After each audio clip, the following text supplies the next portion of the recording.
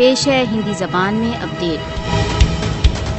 بھارतीय सशस्त्र बलों ने व्यापक घरों पर छापों, अवैध गिरफ्तारियों तथा अवैध हत्याओं के साथ अपने पाशविक आक्रमणों में वृद्धि कर दी है।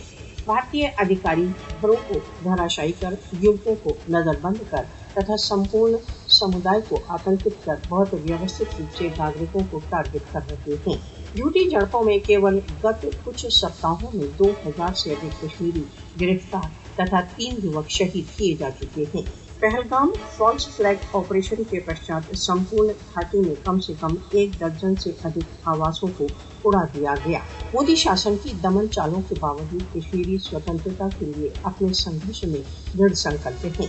भारत को निर्दोष कश्मीरियों पर निरंतर अत्याचारों के लिए दोषी ठहराया जाना चाहिए। भारत द्वारा अवैध रूप से अधिकृत जम्मू कश्मीर में भारतीय राज्य आतंकवाद को समाप्त करने के लिए सार्वभौमिक मानव अधिकार संगठनों को तुरंत हस्तक्षेप करना चाहिए।